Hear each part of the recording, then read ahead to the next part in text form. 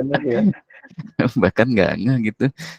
Jadi grup WhatsApp kita tuh awalnya cuma 6 orang gitu, terus akhirnya kita buka umum di LinkedIn. Alhamdulillah sekarang udah 119 orang gitu, dan karena hari ini juga 21 orang hadir di meeting kita. Dan mudah-mudahan ini hari agendanya memang saya nyumbang 5 kayaknya. Kok nyumbang 5 maksudnya gimana? Nah, agendanya hari ini ngobrol-ngobrol aja. Jadi untuk yang teman-teman yang baru bergabung, ini adalah pertemuan kita yang ketiga. Pertama itu lebih ke pengenalan secara umum platform yang kita mau bangun. Ya, infrastruktur kita semuanya ada di Google GCP. Kita pakai kredit gratis dari Google yang $300, atau kita bisa pakai selama 3 bulan gitu. Jadi makanya di description grup itu kita bahasanya adalah grup ini umurnya mungkin akan 3 bulan, tapi kalau misalnya kita berlanjut, insya Allah ya kita bisa bikin lagi project-project lain, entah apakah lanjut di GCP ataupun di cloud yang lain gitu. Gitu. Nah, hari ini kita mau bicarain ini, teman-teman. Jadi kalau aku share screen sebentar. Kita ada tiga pembicara hari ini. Alhamdulillah itu ada Mas Okza. Oke. Mas Okza ini ini kekecilan nggak ya teman-teman ya? Atau aku pindah screen dulu kali ya? Kekecilan nggak di ini deh? Iya mas. Kecil Kayaknya ya? udah pernah ngebaca mas. Oh, oke, bentar. Salah screen.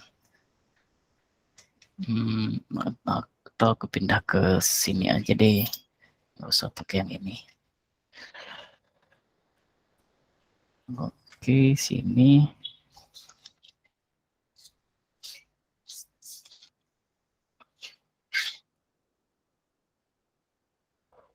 Screen. Oke, sebelum kita mulai, aku mau kenalin dulu ya moderator, bukan moderator sih ya, narasumber kita hari ini. Ada pertama itu Mas Okza. Mas Okza ini saat ini ada di Dana sebagai data engineer. Itu nanti kita akan coba bicarain tentang dunia data engineer, terus dan semua problematikanya gitu ya. Terus berikutnya ada Mas Bima. Ini analytic engineer di Partipos, full time remote ya, kayak di Singapura. Terus yang keren juga ini ada Mas Doni dari Bank Jago tentang IT data management spesialis ya, Mas ya. Dulu aku sendiri kerja bareng dengan Mas Doni di DTO nih, di sini nih, di data governance gitu. Nah, sekarang nih coba kita mulai. Ini alhamdulillah, kemarin aku juga sempat bilang ya, Masya Allah, alhamdulillah kita tuh dapat narasumber yang dari end to end ya, dari data engineer sampai ke analytic engineer, dan terakhir di data governance-nya gitu.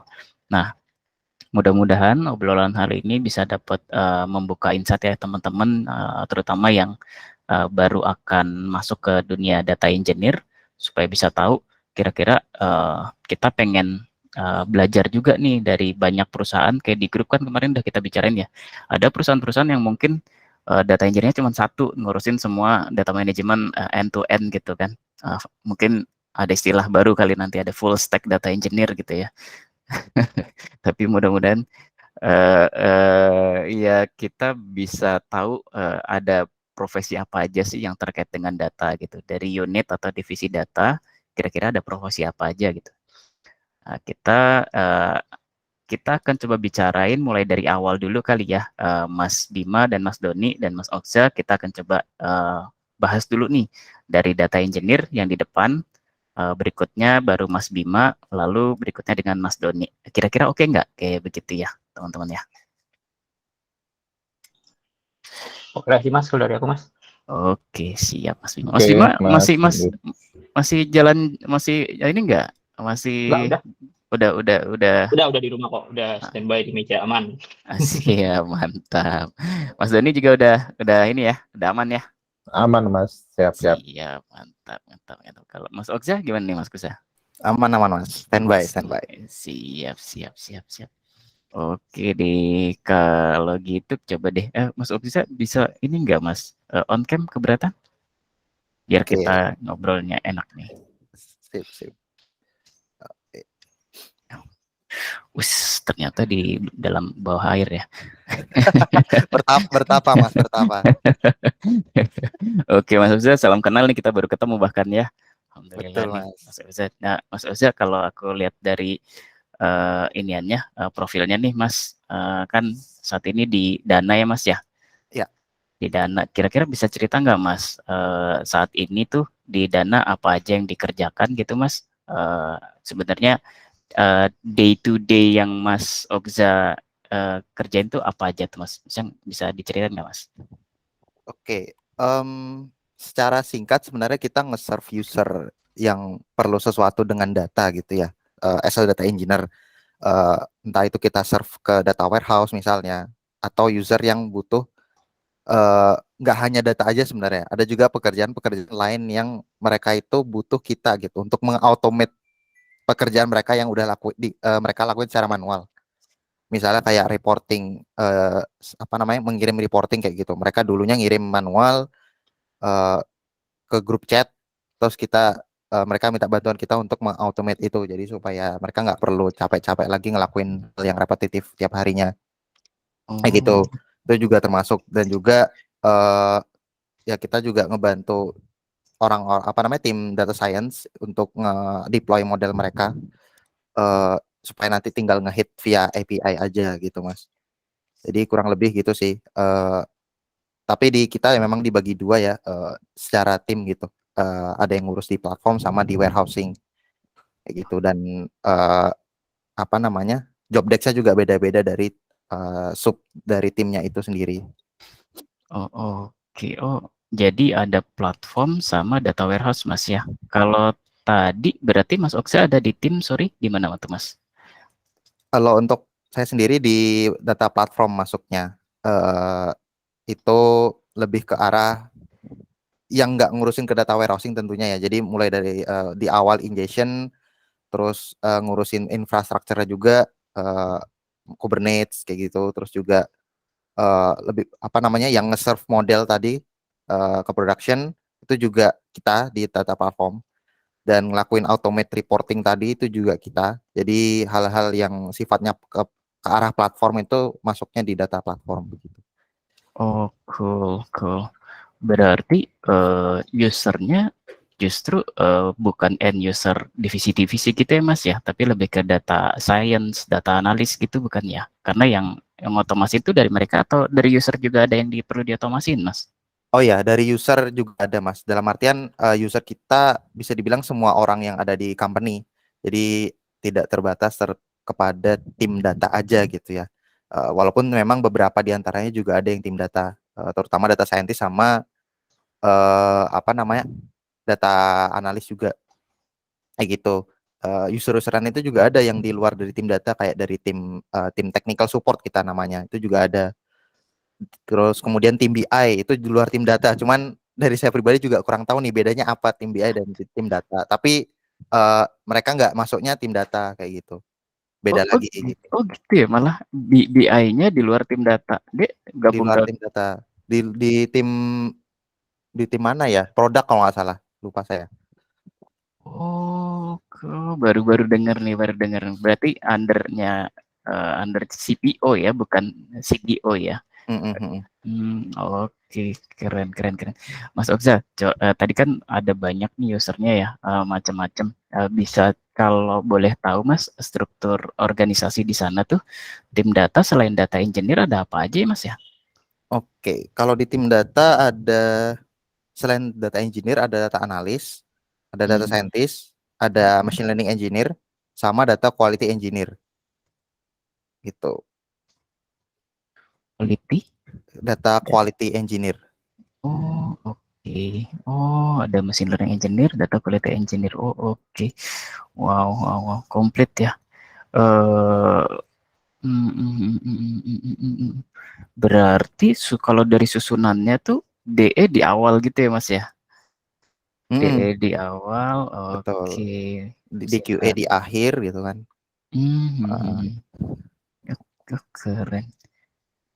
Berarti berapa orang tuh Mas kira-kira totalnya? total ya. Kalau terakhir setiap lihat weekly meeting tim data itu berkisar hampir 30.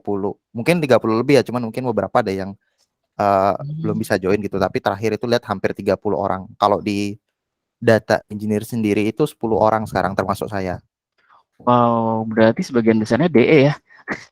Bisa dibilang bagian besarnya DE gitu. Iya, iya, iya, iya. Oh, oh iya, iya, iya, iya sih waktu itu di detail juga gitu sih memang. eh Iyalah, yang gali, gali, gali ininya banyak orang ya. Ya, ya. Kalau data quality sendiri paling ujung berapa orang tuh Mas? Ini kan nggak Berapa, banyak organisasi yang tahu ya. Ada ya berapa di. ya? Ya ada. Tapi saya juga belum pernah ngitung nih berapa orang Oh ini. gitu. Berapa Oke. ya? Sorry, kalau enggak kita dari Mas Ogza sendiri under apa Mas? CDOK atau Tech?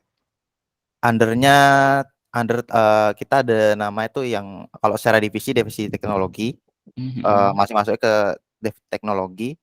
Terus kalau reporting ke seniornya udah ada sendiri senior data engineer gitu. Oh, Belum terpisah, reportingnya. mungkin belum terpisah ke data Mhm. ini ya, maksudnya mungkin departemen data atau eh, yang terpisah dari teknologi atau engineering gitu. Tapi kalau di sini masih masih jadi satu. Oke, menarik, menarik, menarik. Oke, berarti kalau di platform sendiri, Mas Oksa ini juga ya. Kemarin kan kita sempat ngobrol ya. Tadi ada Kube, ada Airflow ya, dan semuanya di platformnya Alibaba ya, Mas ya. Betul. Mungkin Alibaba. lumayan eh, apa ya?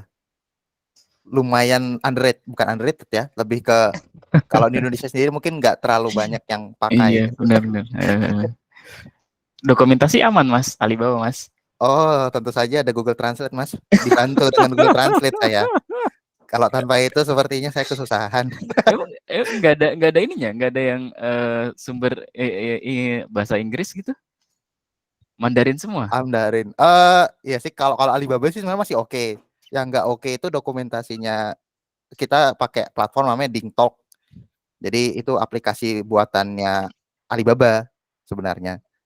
Jadi Itu buat apa tuh, Mas? untuk kayak Slack-nya di company gitu, Mas. Jadi untuk Oh, komunikasi segala gitu. macam semua di situ gitu. Oh, Dan dokumentasinya tuh full Mandarin. Jadi harus ditranslate dulu ke English. Kalau nggak gitu jadinya full Mandarin dia di ininya iya ya. dokumentasinya. Aduh, kebayang ya, kebayang, kebayang bener-bener. Karena dulu juga ada temen yang pakai Alibaba. Kenapa aku nanyain dokumentasi? Karena salah satu kesulitan dia udah dokumentasi gitu kan. Mhm. Sedangkan dia udah sebelumnya dari GCP terus Alibaba kayak kayak shock gitu kan. Ya, ya. Oke deh, oke deh. Kalau eh DWH-nya sendiri kalau dari tech-stack-nya kira-kira boleh di-share nggak Mas yang dipakai itu apa? Mulai dari mungkin dari tools apa ekstraksinya.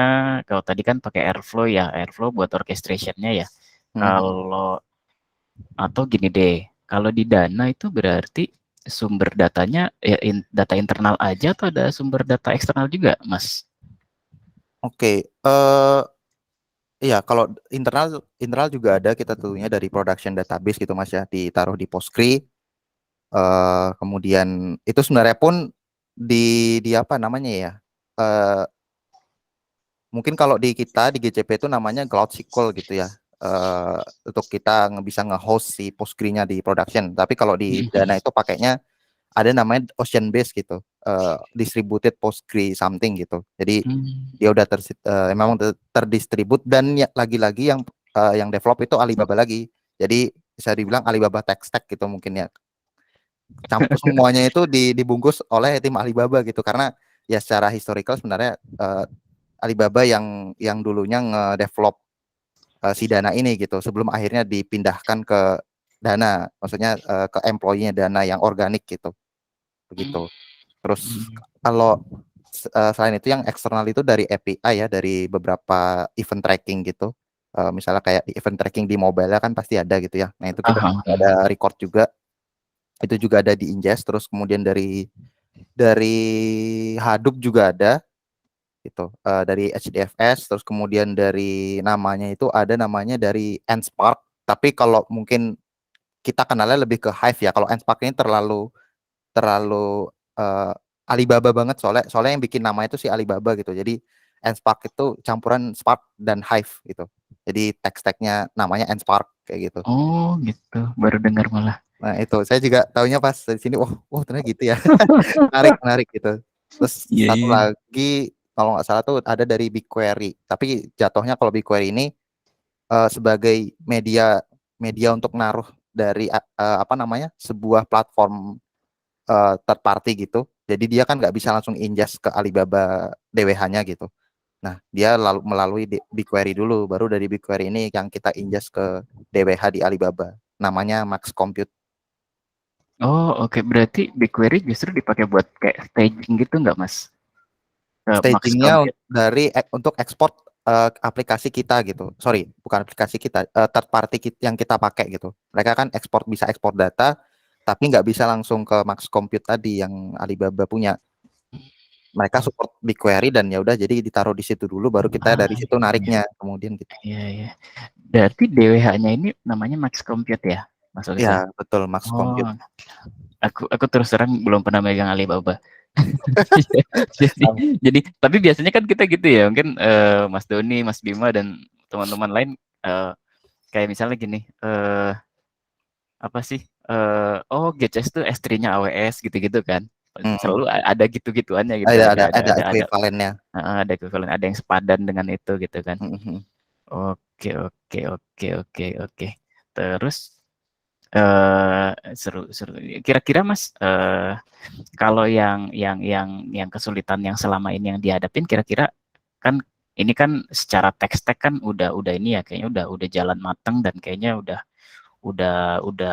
udah rumit dan udah berjalan gitu ya.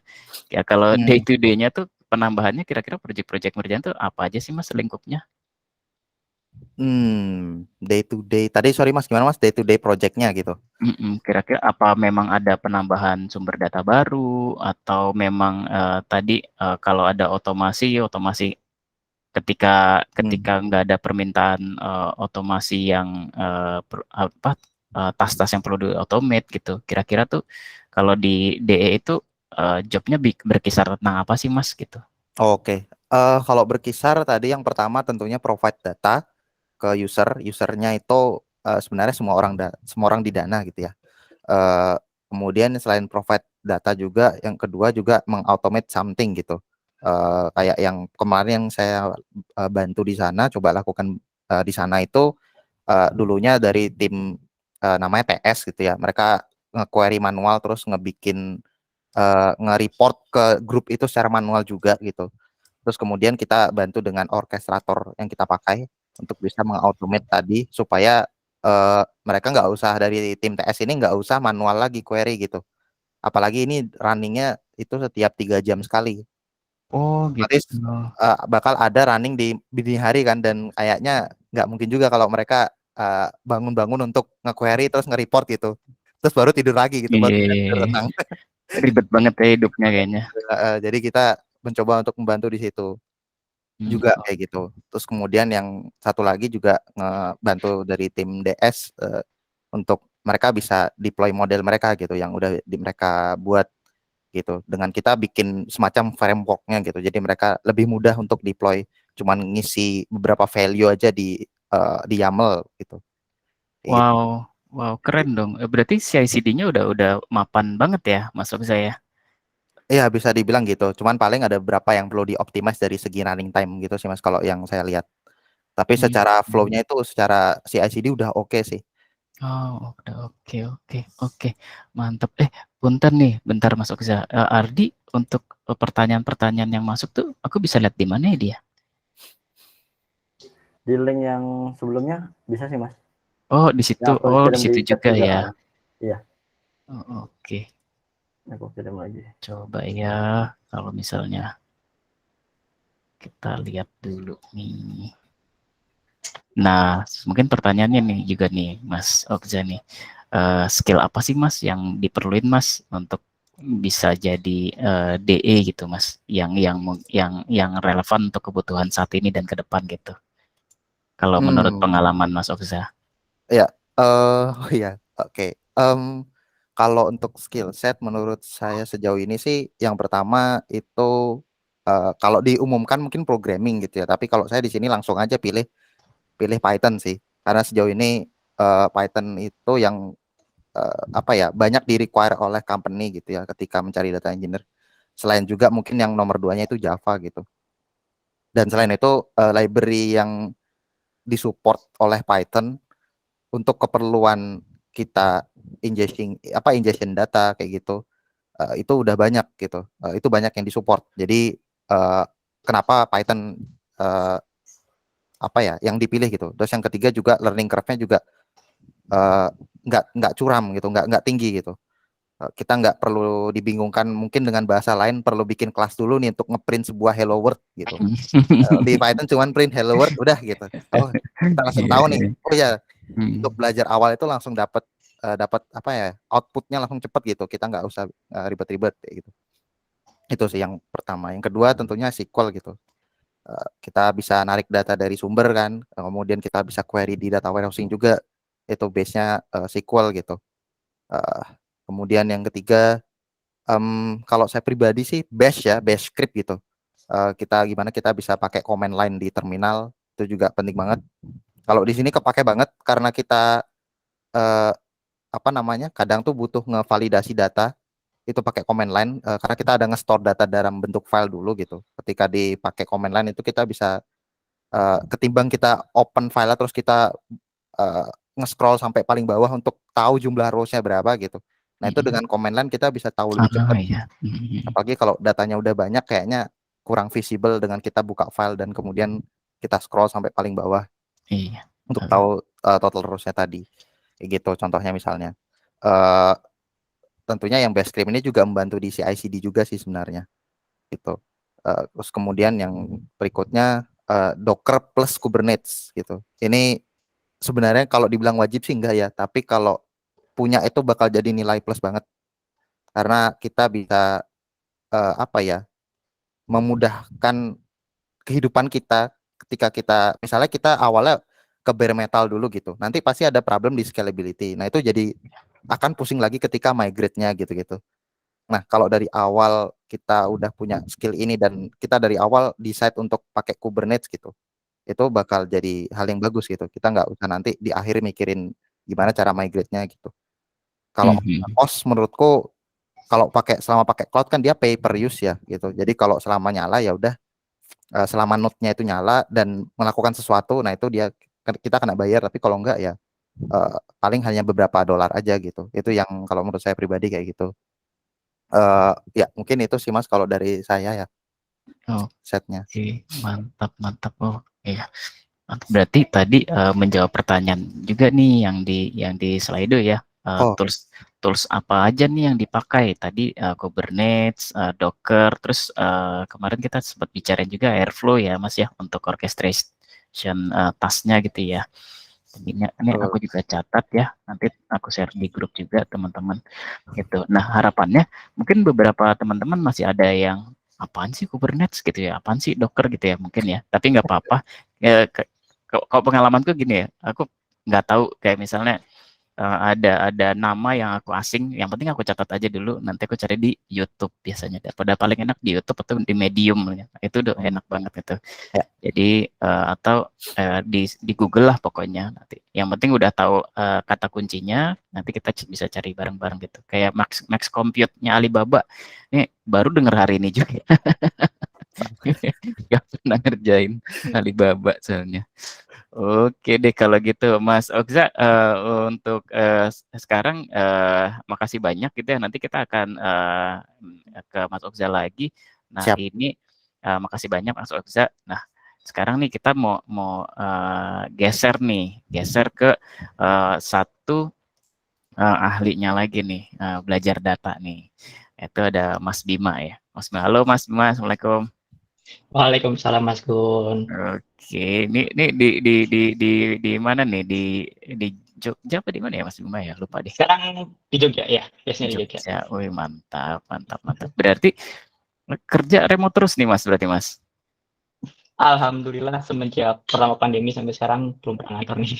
Wah, yes, Udah pindah-pindah juga dapatnya yang remote terus. Alhamdulillah. Terakhir ini kalau tak lihat party post ya Mas ya. Iya benar. Oh, Baru bentar deh, belum setahun sih. Kalau party post sih karena luar nih Mas, jadi agak awam nih Mas. Kalau tadi kan Mas Uza dana paham lah ya kita nih. Kalau di party post tuh di bidang apa tuh Mas? Sebenarnya nggak luar-luar banget sih Mas. Jadi kita emang secara perusahaan dia jalan di Asia Tenggara ya. Jadi ada Indo juga, ada di Singapura base-nya memang kan. Nah, kalau ditanya jalannya di bidang apa, kita fokus di influencer marketing sih. Jadi sederhananya kita ngehubungin antara brand-brand besar yang misalkan mau ngelakuin influencer campaign gitu ya. Nah, dia bisa pakai platformnya Party Post, kemudian nanti di Party Post dia bikin campaign terbuka, siapapun influencer-influencer yang masih kecil-kecil biasa kayak nano atau micro influencer bisa join campaign-nya. Jadi kayak ngegabungin gitulah. Sederhananya kalau misalkan para influencer itu biasanya nunggu untuk di endorse, nah ini mereka bisa actively looking untuk cari brand yang emang lagi bikin campaign buat jadi bagian dari situ Oh gitu. gitu. Party post tuh yang bikin platformnya itu Mas. Ya, kita intermediary-nya, jadi platformnya kan. Menarik ya. Nanti kita cari brand buat mereka bikin campaign, kita cari klien B2B-nya ya. Kemudian ada B2C-nya ya tadi ke customer yang memang jadi influencer itu mau bikin campaign. Wow, menarik ya. Itu kayaknya belum pernah dengar deh kalau di Indonesia tuh ada yang sepadan atau enggak ya, tapi menarik ya. Nah, berarti emang udah pasti datanya lumayan banyak tuh Mas ya saat ini Mas. Gede, seberapa gede tuh Mas? Kalau gede belum gede banget sih Mas, kayak belum sampai setera deh. Ini secara tim data juga baru berjalan 6 bulan kayaknya. Jadi dia secara perusahaan udah jalan 4-5 tahun, tapi memang baru tahun ini dia bikin tim datanya sendiri. Sebelumnya ya udah ambil langsung dari production.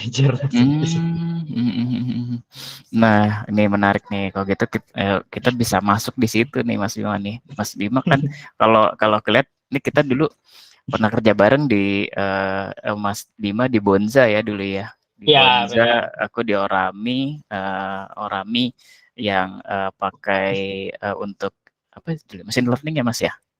Iya, marketing mesin learning project-nya. Nah, kita dulu pernah ketemu kayaknya enggak ya, ngobrol lah WhatsApp lah. Enggak pernah ketemu. Iya, enggak pernah ketemu. WhatsApp paling kita ya itulah, kadang kan saya remote terus ya. Iya, dan abis ngobrol di LinkedIn lah, kita pernah kerja bareng ya. Di history WhatsApp-nya lah, kok ada data Orami gitu. Aku baru nggak di situ tuh, sorry banget tuh Mas, kok nggak apa-apa. Tapi itu menarik banget. Jadi kalau ngelihat dari profilnya Mas Bima ini kan dari data scientist nih Mas, dari data scientist, terus kok jadi ke analytic engineer nih Mas. Kalau bisa tahu nih Mas, itu termaksud switching profesi kah, atau itu masih memang sejalan gitu sampai dengan nanti mungkin bisa dijelasin juga Mas day to day yang dikerjakan tuh sebagai analytic engineer dan beda dengan data scientist tuh apa sih Mas gitu? Boleh. Jadi kalau tadi ditanya switching atau enggak, saya berangkat dari situ ya. Jadi sebenarnya saya juga kalau karir awal juga di data scientist nih. Saya dulu teknik pertambangan sebenarnya. Jadi udah 5 tahun kerja di tambang sebagai engineer di tambang. Baru ini saya masuk ke data scientist tadi ya. Jalan sekitar 2-3 tahun lah di data scientist. Nah, asal muasal ceritanya sebenarnya mulai dari pas di Bonza tuh Mas Gun. Di Bonza kan waktu itu kita develop data platform juga ya. Jadi dari situ saya mulai dapat ketertarikan mulai banyak riset lah, kayak data produk tuh seharusnya kayak gimana, tools-toolsnya itu harusnya gimana, itu dapat dari situ tuh. Walaupun secara tidak langsung kerjaan saya sebagai data scientist kan, ngelayanin klien-klien yang fokusnya di data science. Baru setelah dari Bonza saya berangkat kerja di Desti namanya. Itu saya jadi first hire di Desti. Ya tahu sendiri namanya first hire, perusahaan baru, Walaupun titel saya di-hire sebagai data scientist, yang terjadi adalah saya jadi full stack data gitu kan ya. Yang tadi kita bicarain di awal ya. Iya, Full jadi stack, akhirnya kita aduh. berangkat full stack data. Beneran mulai dari, ya tapi secara tidak langsung sih, karena secara tidak langsung secara data scientist saya punya exposure, data engineer walaupun nggak pernah hands on yang beneran langsung building gitu ya. Tapi kala itu udah marak-maraknya si modern data platform ya, kalau teman-teman pernah dengar mungkin istilah modern data platform, di mana kita bisa gunakan tools-tools yang emang banyaknya udah tersedia, hanya kita sebagai arsiteknya lah, pilih ini, pilih itu, yang penting tujuannya jelas gitu ya, kita mau ngapain kan. Nah dari situlah akhirnya secara tidak langsung ya, terjerumus ke skopnya si analytics engineer ini selama sekitar 1 tahun lah, hampir 1 tahun. Dan ternyata ternyata saya kayaknya dibanding kerjaan data scientist saya lebih Cocok. lebih cocok ya, lebih cocok lebih into ke yang kerjaan analytics engineer ini gitu ya. Cara ngerjain data engineering-nya, kemudian secara tidak langsung karena full stack ya, saya juga harus nge-serve business user terkait dengan analytical need mereka kan. Jadi ya di situ saya bukan belajar sih, saya masih dapat tengah-tengahnya, sebenarnya dapat tengah-tengahnya. Saya suka ngulik di sisi teknologi, di sisi toolingnya, which like data engineering-nya gitu ya. Tapi aku juga suka ngebantu ngebantu business usernya buat ngobrol, gathering requirement, sama deliver ke mereka. Akhirnya ya udah setahun lah, nggak sampai setahun sih. Kayaknya 8-9 bulan saya beneran full di situ sendirian waktu itu. Kayak baru 2-3 bulan sebelum saya resign, baru ada 1 orang saya hire data analis ya, data engineer ya. Saya butuh bantuan data engineer buat mulai ke yang lebih lebih memperbaiki infrastruktur yang kurang-kurang lah ya, kayak bikin yang custom lah, lebih sederhananya kayak gitu. Saya butuh bantuan di situ. Nah itu awal muasalnya kenapa saya jadi analytics engineer sekarang. Dan pas lagi kerja di Desti, tiba-tiba ada perusahaan yang lagi nyari dengan title analytics engineer, ya udah cocok offernya, dan dalam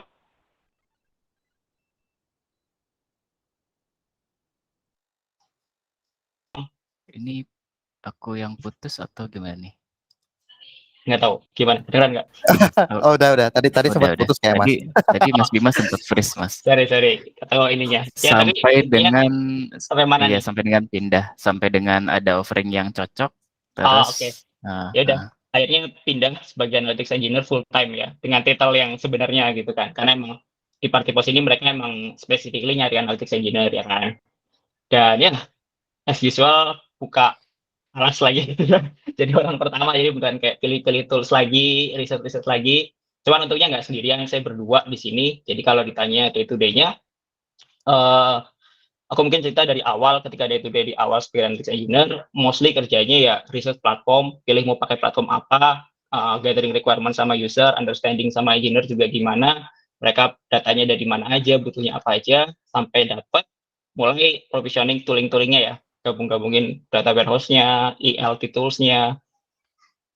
Kebetulan untuk visualisasi tool-nya, BI tool-nya udah ada, jadi ya tinggal gabungin itu doang. Nah, itu di fase-fase awal kerjaan biasanya kayak gitu, sampai datanya udah masuk ke data warehouse gitu ya, untuk semua data raw-nya udah ada data warehouse. Next step-nya sih biasanya day to day kita lebih bikin data modeling ya. Jadi udah mulai gathering per business user lagi. Business use case-nya itu dia butuhnya apa gitu kan. Misalnya kalau kita ngomongin transaksi ya, mereka butuh tabel yang berkaitan dengan transaksi. Udah kita tuh mulai bikin data modelnya dari raw-nya, kemudian bikin staging-nya sampai jadi data mart-nya itu, plus bikin testing ya. Jadi salah satu keunggulannya mungkin teman-teman, kalau pakai DBT kita juga bisa bikin testing untuk memastikan data kita yang masuk tuh bisa dipercaya lah gitu.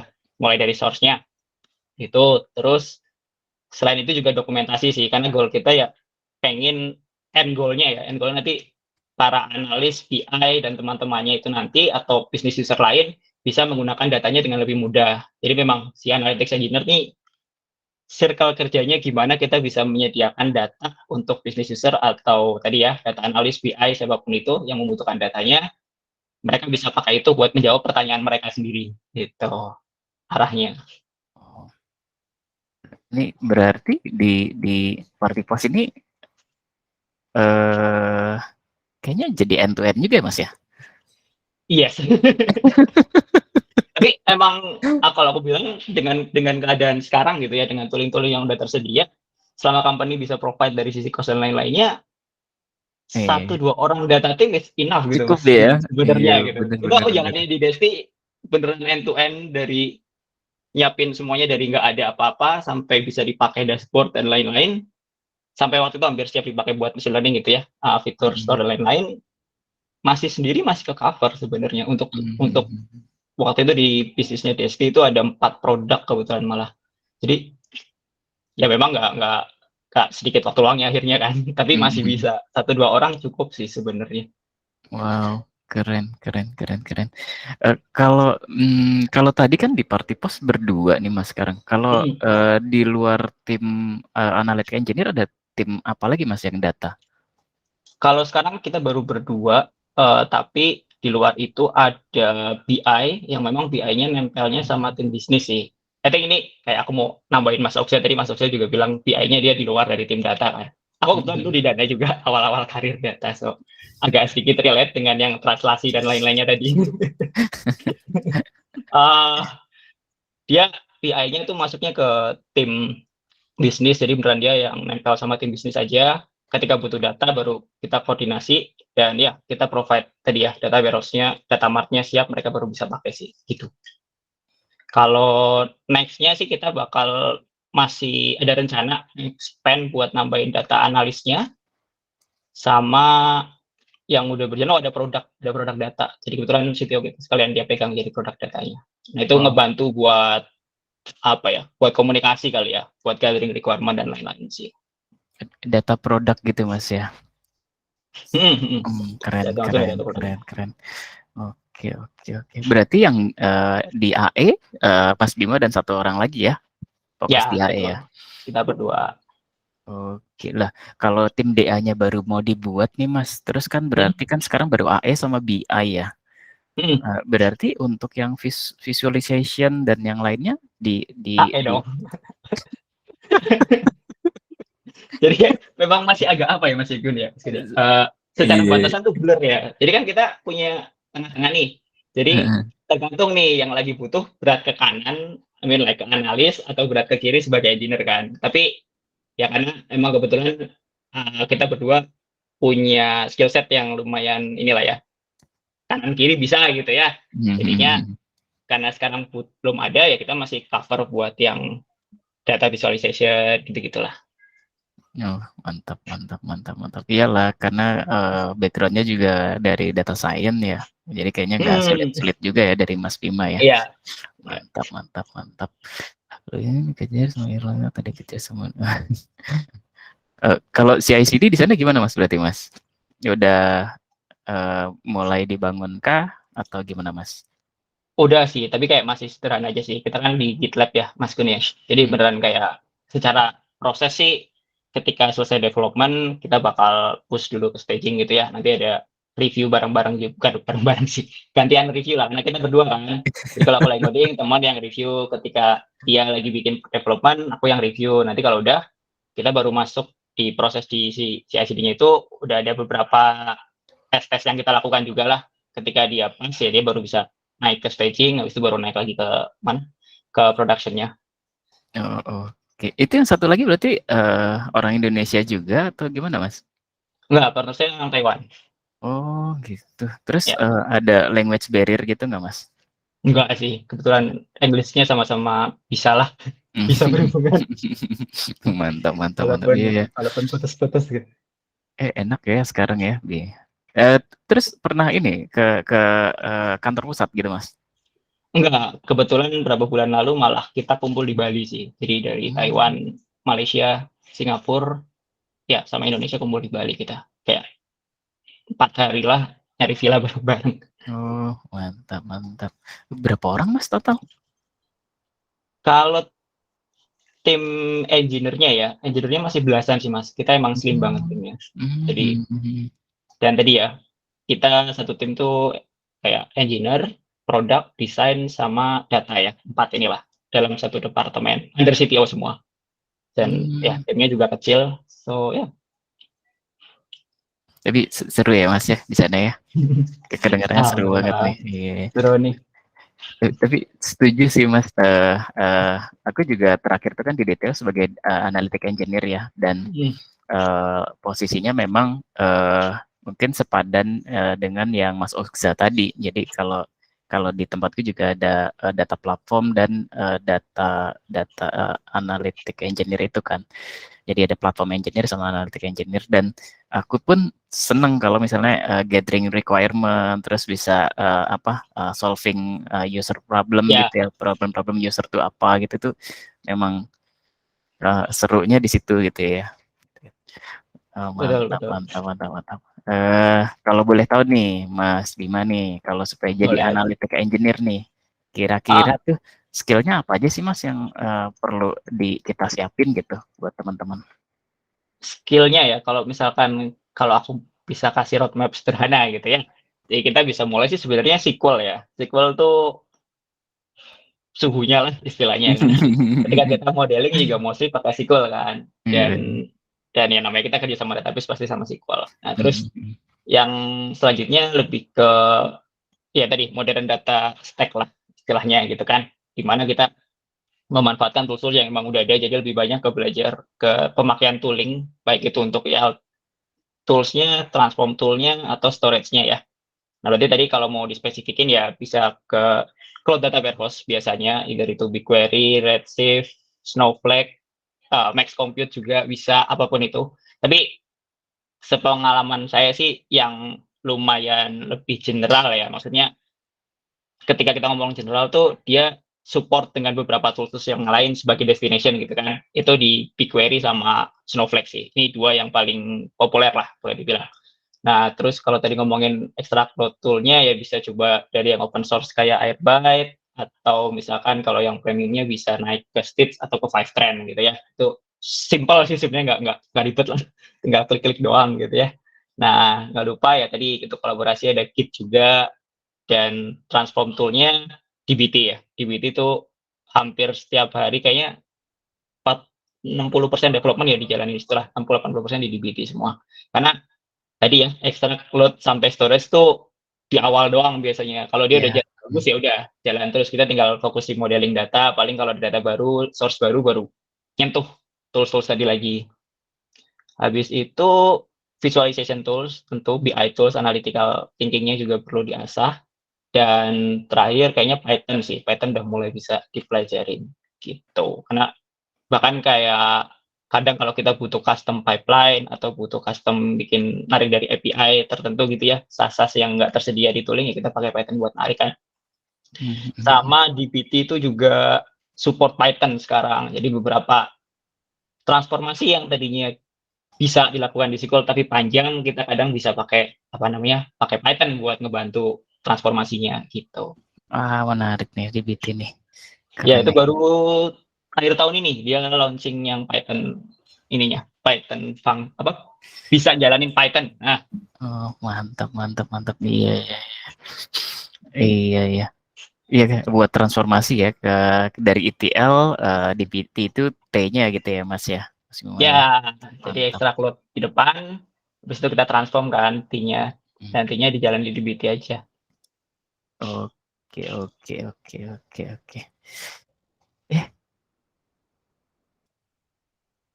Sepertinya jaringan kayak. iya. Nah nih, Mas Bima. Wis, Mas Fazrul, mantap. Masih di mute kayaknya Mas Bima. Sorry. Mas Bima masih di mute? Oh ya. Sudah. Mantap. Udah seru banget nih. Iya. Kalau terakhir nih Mas Dimam nih, sebelum kita lanjut ke Mas Doni, mau tanya juga nih Mas, kalau boleh di-share tech stack yang dipakai sekarang saat ini seperti apa Mas? Tech stack ya, boleh. Jadi kalau tech stack sekarang mulai dari awal ya, mulai dari data source-nya bisa macam-macam lah. Data source-nya ada di Postgre, kemudian di Analytics, Google Analytics, kemudian ada juga jadi operasional tuh jalan di namanya ClickUp ya. Teman-teman kalau tahu tools ClickUp itu bisa buat project management dan lain-lain lah. Ya, kita ngambil dari situ, jadi itu yang lumayan challenging karena lumayan liar datanya. ClickUp ini kita harus coding dari API, harus build sendiri. Kemudian kita bawa datanya pakai beberapa tools. Yang pertama sih pakai Fivetran ya buat production gitu ya, yang paling sederhana. Tapi ada juga yang kita jalanin di step function sih, bikin function sendiri untuk yang ClickUp tadi contohnya. Terus data warehouse-nya kita pakai Snowflake gitu kan. Kenapa ClickUp ya itu. Data warehouse-nya kita taruh di Snowflake, dan untuk CI/CD dan lainnya di GitLab, sekaligus buat nge-host si code-nya dbt ya. Nah, untuk transformasinya di dbt. Lalu apalagi BI layernya sekarang pakai mode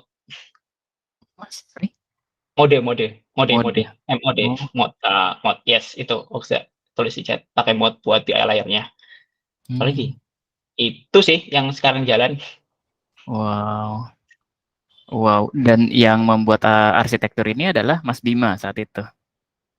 Ya berdua kalau di Partibos ya, berdua bareng-bareng. Dan paling waktu itu yang udah tersedia duluan si mod aja sih, mod yang emang udah jalan duluan kan. Jadi kita tinggal bikin dari awal, identifikasi data source-nya, bikin pipeline-nya, data warehouse-nya siap, jalanin dbt, baru modnya langsung ambil ke dbt ya. Kebetulan kemarin juga kalau teman-teman ada yang ngeliatin dbt, mereka ngeluarin fitur baru namanya semantic layer sama dbt matrix. Nah itu si mod termasuk yang salah satu yang ada di awal untuk integrasi dengan semantic layer tadi itu dengan dbt. So, iya nih belum belajar nih semantic layer nih. Itu sederhana sih Mas. Dari cuma layer tambahan doang buat BI tools komunikasi sama dbt sebenarnya. Kalau disederhanakan ya. Kalau Mas Bima, mazhabnya Inmon atau Kimball nih?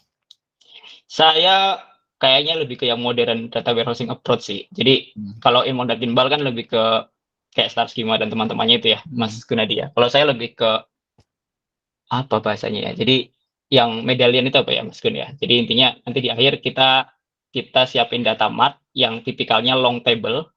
White table ke kanan semua. Jadi karena kita tahu data warehouse zaman sekarang mereka mainannya kolomnar ya.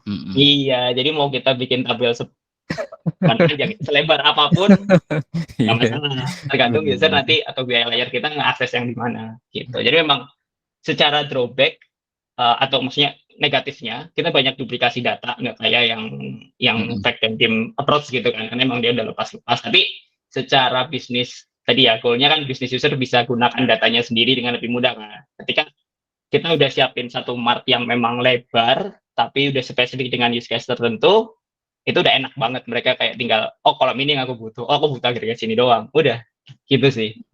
Dan di BI layer juga enak lah ketika kita mau filter atau mau apa dari sisi bisnis. Wow, keren, cool. Mantap banget nih.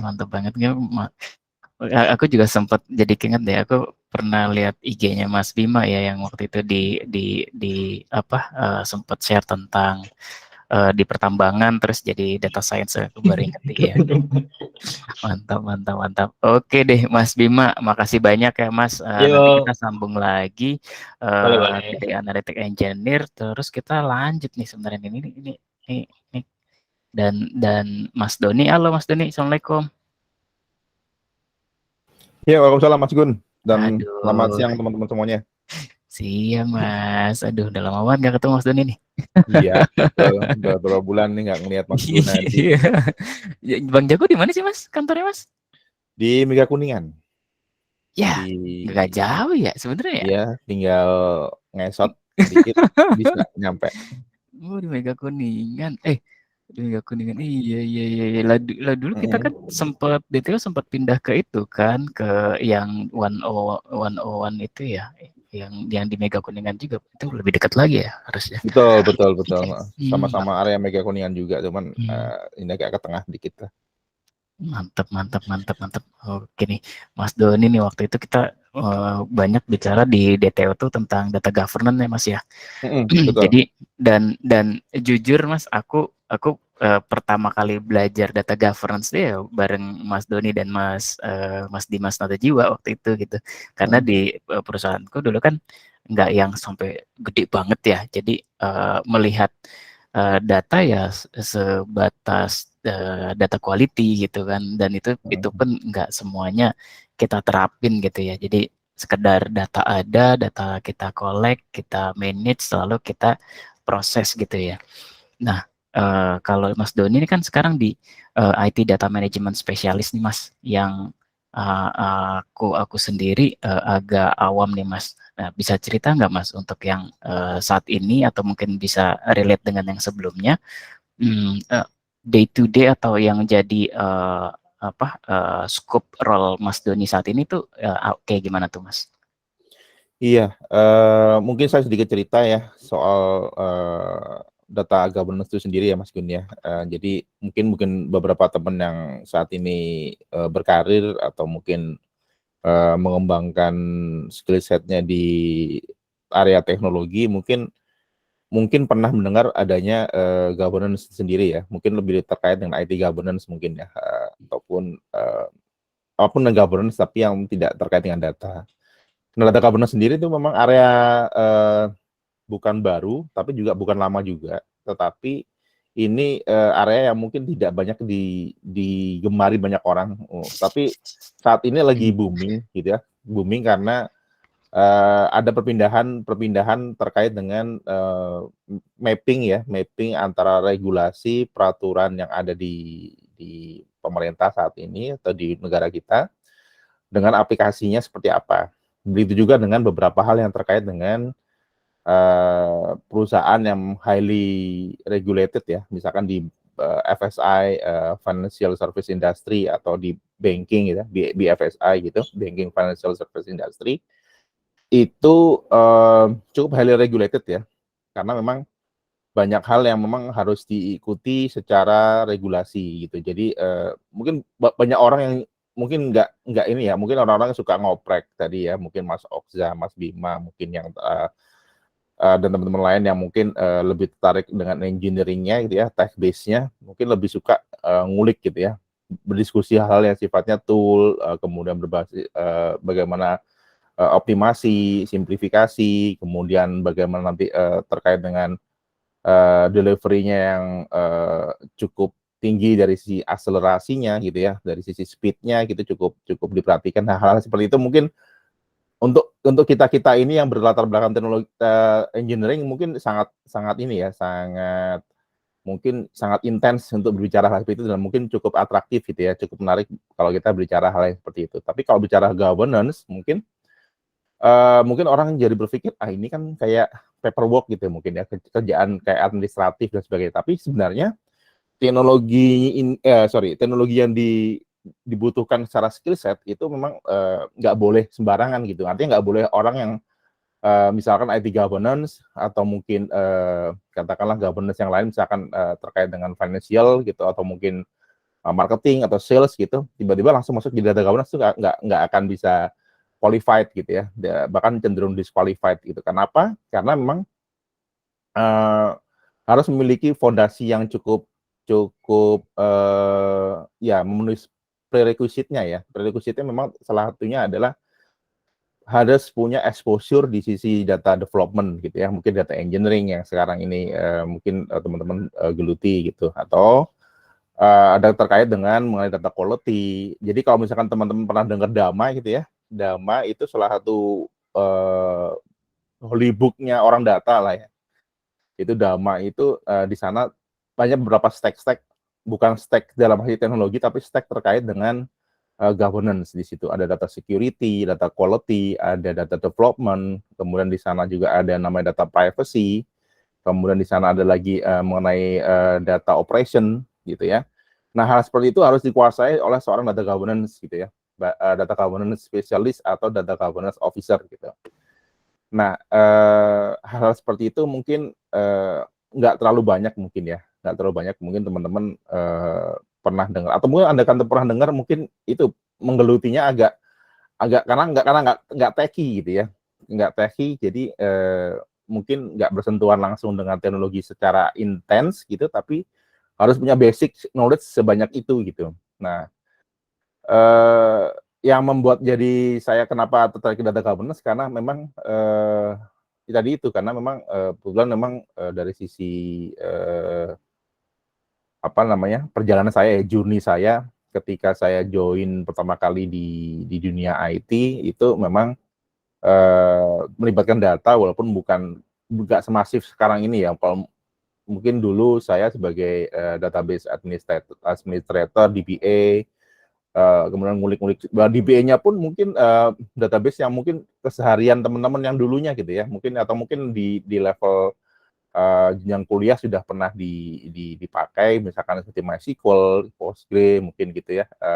Dulu sempat juga jadi untuk memegang database untuk Oracle gitu ya. Tapi hal-hal seperti itu tidak pernah terekspos gitu ya, dan exposure-nya mungkin disamakan dengan software developer, karena memang sifatnya mungkin ya nggak ada bedanya antara orang software dengan orang data gitu. Jadi mungkin dibilang ya harus menguasai end to end gitu ya. Orang software juga ngerti data, orang data pun juga ngerti software, karena waktu itu memang kebutuhan industri seperti itu gitu. Mungkin saat ini seperti itu, cuman mungkin karena saat ini ada segregasi gitu ya antara data dan IT development, mungkin jadinya ya mungkin saat ini, apalagi di worldwide sekarang mengenai data cukup ini ya, cukup hype. Makanya kita berbicara soal data ya sangat ini sekali ya, sangat atraktif gitu kalau orang bicara, apalagi di dunia industri gitu ya. Di dunia industri kalau bicara data sekarang lagi ini gitu, lagi booming gitu. Apalagi lagi hype-hype-nya ya. Betul, dan yang paling ini kan, yang paling orang jadi tertarik adalah ketika berbicara tentang data insiden gitu ya, data breach misalkan. Di saat sudah terjual di dark web, misalkan data-data pribadi, misalkan seperti itu. Nah, ini bagaimana pengamanannya, bagaimana cara mengamankannya, nah regulasinya seperti apa. Hal seperti itu mungkin nggak terlalu banyak tertarik gitu ya, teman-teman yang mungkin sudah banyak ngulik di development dan sebagainya. Makanya area ini mungkin gray area, mungkin orang bilang itu gray area, karena di satu sisi harus memahami tentang development itu sendiri, quality sampai stack-stack yang ada di Dama, tapi di satu sisi lain governance-nya harus diperkuat gitu ya. Rules-nya seperti apa, regulasinya seperti apa, undang-undangnya seperti apa. Jadi kita mungkin semi lawyer mungkin ya, karena bagaimanapun kita harus memahami sisi legalitas satu data itu sendiri, dan entitas di mana kita bekerja gitu ya. Entitas di sini maksudnya industri atau company di mana kita bekerja. Jadi itu yang harus cukup ini ya, cukup banyak harus yang digali, apalagi tentang political will ya. Mungkin teman-teman mungkin nggak terlalu, mungkin banyak teman-teman alergi tentang benar-benar politik, mungkin politik kok jadi ini gitu. Padahal sebenarnya political will itu sendiri mungkin ya bagian dari kebijakan. Mungkin satu apa ya, mungkin satu tagline yang mungkin saya selalu pegang saat ini sebagai data governance adalah mungkin kita mengetahui semua yang kita katakan gitu ya, atau kita sampaikan, tapi kita tidak perlu harus menyampaikan semua apa yang kita ketahui gitu. Ini ya gitu. Jadi adalah bukan berarti kita mengkonsil atau memanipulasi informasi, tapi setidaknya kita tahu kapan harus mengeluarkan informasi pada saat yang tepat dan pada pihak yang tepat gitu loh. Jadi itu yang perlu dipahami dari sisi political will, karena kan ada kalanya mungkin ini belum waktunya nih kita harus mengekspos hal ini, karena kalau kita ekspos nanti ada resiko-resiko yang harus dipertimbangkan. Jadi saya sebagai data governance itu harus memiliki hubungan yang erat dengan pihak-pihak risk gitu ya. Mungkin satu company yang memiliki beberapa stream unit ya, misalkan ada risk management, ada orang compliance gitu-gitu. Saya harus berhubungan erat dengan mereka, pihak-pihak ini gitu. Jadi harus tahu juga cara berpikirnya seperti apa. Karena kan kita kan saya bekerja di BFSI yang setiap saat diawasi oleh pihak OJK, BI juga mereka mengawasi juga gitu. Jadi mau nggak mau apapun yang mereka minta kita harus penuhi gitu. Tapi tidak berarti kita harus mengeluarkan apa yang kita punya gitu ya. Dapur-dapur kita keluarkan enggak seperti itu. Cuman di saat apa yang kita perlukan untuk dikeluarkan ya akan kita keluarkan gitu. Ininya ya tadi itu tagline saya adalah mungkin kita mengetahui semua yang kita sampaikan, kita katakan, tapi kita tidak perlu menyampaikan semua yang kita ketahui gitu. Jadi harus ada saat kapan kita mengkeep sesuatu dan pada saatnya kita harus bisa mengekspos sesuatu itu gitu. Jadi dengan bijak ya. Bijak dalam arti di sini adalah memiliki policy gitu ya, memiliki policy yang memang itu sebagian dari keputusan manajemen dan memang harus kita ikuti gitu. Dan ini memang satu hal apa ya, kayak kesannya kayak terikat banget gitu ya. Memang bukan kita akan mengikat atau bakal menjadi blocking ya. Jadi blocker terhadap satu delivery, tapi setidaknya inilah rambu-rambu yang perlu kita sampaikan gitu ya. Jadi seperti halnya kalau misalnya kita berjalan di satu jalan gitu ya, kita punya tahu rambu-rambu merah, kuning, hijau. Merah berhenti, hati-hati, kita persiapan, dan hijau itu harus jalan. Tetapi di saat orang memutuskan merah itu akan jalan, itu mereka akan tahu kan resikonya seperti apa, kemudian apa dampaknya, itu mereka akan tahu gitu. Tapi setidaknya kita sudah menyampaikan di sisi governance, kita menyampaikan bahwa merah itu harus berhenti, hijau itu harus jalan, dan kuning itu ya kita hati-hati aja gitu. Nah, kalau hal-hal yang seperti itu menjadi tweets ya, jadi di plot twist, menjadi hal-hal yang memang jadi jadi blocker suatu gitu. blocker gitu ya, karena kesannya kok ini nggak boleh, kesannya ini nggak boleh, itu nggak boleh gitu ya. Itu bukannya kita melarang, tapi setidaknya kita makanya di governance itu lebih ke rekomendasi ya Mas Gun ya. Jadi kita rekomendasi bahwa sebenarnya kita nggak memberikan satu larangan apapun, bahkan perintah apapun kita tidak berikan, tapi rekomendasi yang kita berikan. Jadi misalkan rekomendasi itu, jadi rekomendasi itu sesuatu hal yang memang sifatnya bukan mandatori, bukan juga opsional, tapi perlu dijadi perhatian gitu, jadi pertimbangan. Jadi kalau misalkan, jadi kalian tahu ya bahwa sudah ada resiko yang akan dipenuhi atau akan dihadapi kalau misalkan kalian melanggar ini gitu. Tapi kalau ternyata kalian melanggar juga dan ternyata aman, ya itu is your own risk gitu. Artinya any opportunity kan pasti ada side way-nya ya dari sisi risiko gitu. Nah, risiko itu kalau ternyata harus ditabrak ataupun ditelan mentah-mentah, itu risk appetite masing-masing ya. Risk appetite di sini artinya adalah masing-masing pihak itu memiliki cara pandang tersendiri dalam menghadapi atau menangani resiko gitu. Ada juga yang udah main tabrak aja, ada juga main zigzag gitu ya. Jadi misalkan udah ketemu lampu merah, kita zigzag aja, nggak ada polisi, nggak apa-apa, lanjut aja misalkan, atau nggak ada etle sekarang, tilang elektronik misalkan, nggak ada kamera, kita lanjut aja. Itu terserah masing-masing intinya gitu ya.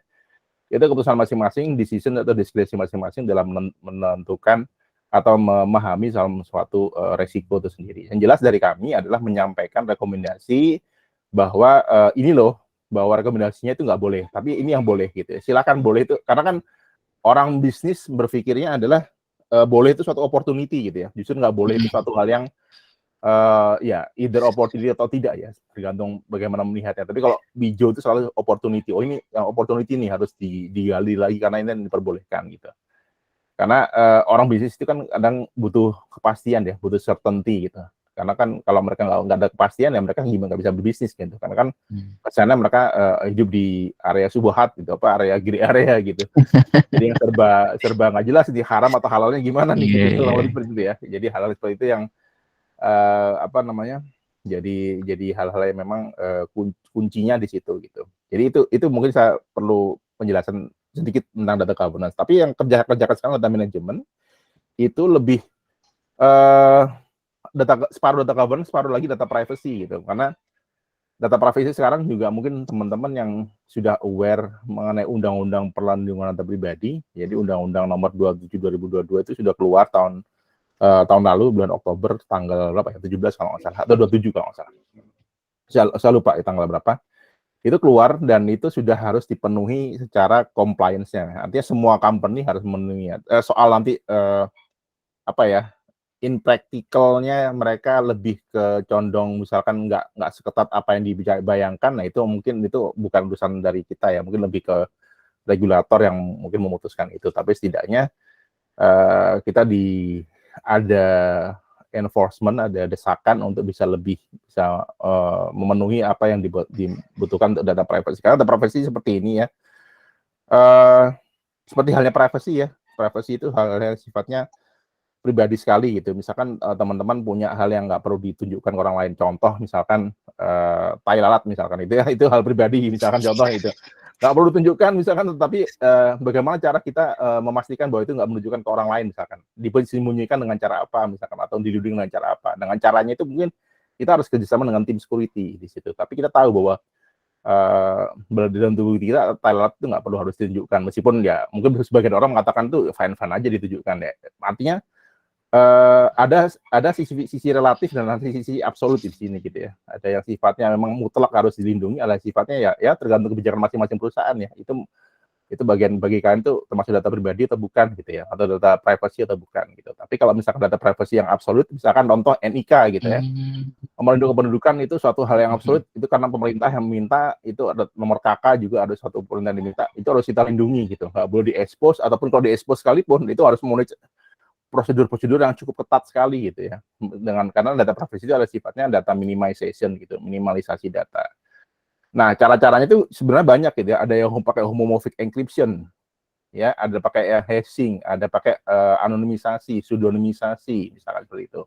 Ada masking, ya simple masking, misalkan seperti itu. Itu hal-hal seperti itu nggak mudah ditelusuri. Kenapa? Karena saat ini struggling ya, banyak perusahaan itu struggling karena itu membutuhkan cost sangat besar sekali. Kenapa? Karena sangat besar, karena itu sifatnya kayak revolusi industri aja gitu ya. Industri yang semulanya ya pokoknya data dilindungi, nggak ada yang bisa dijebol, tapi nggak tahu pada saat di sisi yang sama sebenarnya kita akan melanggar yang sifatnya regulasi. Nah itu hal seperti itu butuh cost yang banyak ya. Sekarang ini banyak yang perusahaan-perusahaan cukup struggling bagaimana memenuhi permintaan pemerintah untuk supaya bisa comply atau patuh terhadap regulasi itu sendiri gitu, Mas Gun.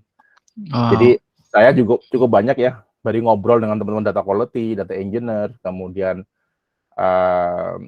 ada di tempat saya kerja itu kebetulan ada juga data operation gitu ya, data ops gitu. Nah, data science juga ada.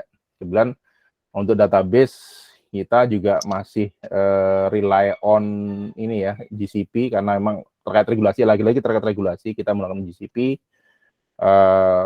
Dan ada yang structure dan unstructured, itu structure ya kalau itu di BigQuery. Kemudian kita yang unstructured kita menggunakan MongoDB juga.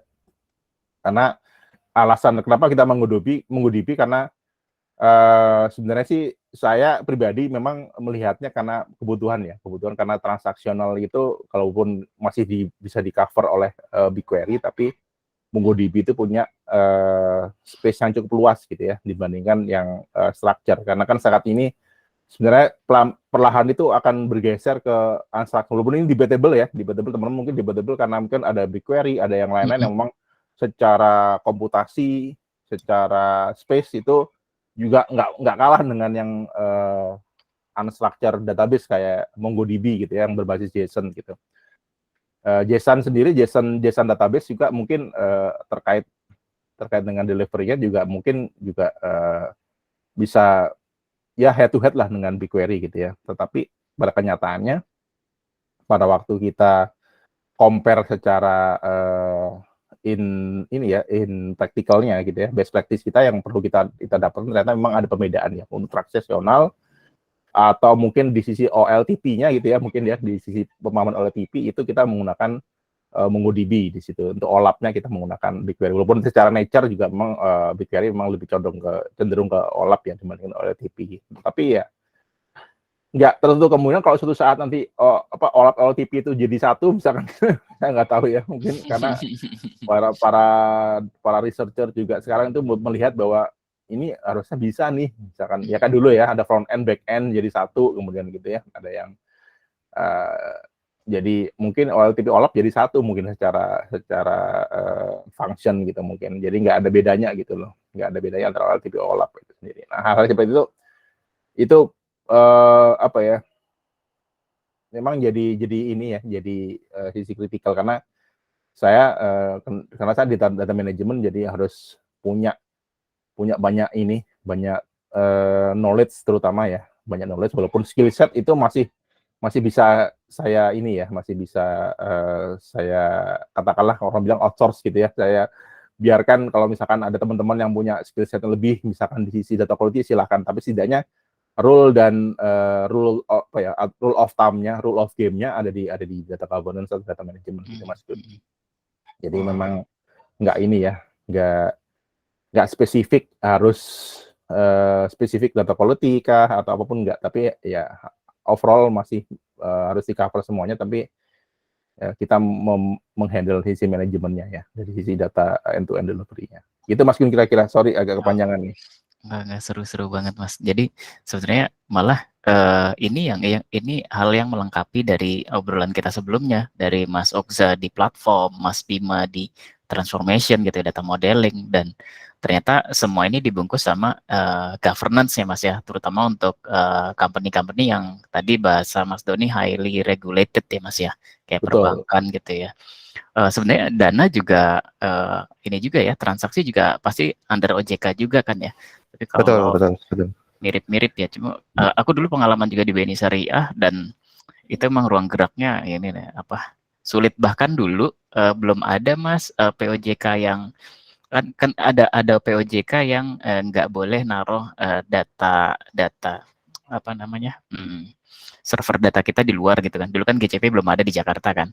Betul. Jadi kita semuanya on premise gitu. Waduh, itu sulit sekali gitu. Kita mau nambahin server aja, nambahin storage di DWH aja, Oracle dulu lagi kan. Itu susahnya setahun gitu. Iya betul. Jadi Itu belum ya, itu proses yang harus ditelan mentah-mentah oleh kita ya iya kalau udah bener. bermain di on premise itu betul. Kalau sekarang kan Procurement-nya sampai bener, delivery-nya lumayan betul. struggling. Kalau sekarang, alah kita mau bikin ini dah, ya udah tinggal deploy server 3GCP aja gitu, Iya bikin betul. compute Iya. engine, semenit Tapi jadi. mungkin ada tambahan juga, mungkin saya sedikit berbagi dengan teman-teman yang saat ini sudah cukup advance ya dari sisi data maupun analitik, bahkan yang sekarang ini ada mungkin kalau teman-teman sudah pernah bermain-main atau mungkin berkecimpung di AI gitu ya. Sekarang itu ada namanya etik gitu ya. Ini hal yang baru lagi nih Mas Gun. Jadi etik ini bedanya dengan governance adalah kalau etika itu adalah lebih ke lokal gitu ya. Lokal dalam artian misalkan negara kita memperhitungkan etika itu seperti apa gitu ya. Etika AI. Etika di sini lebih ke human ya.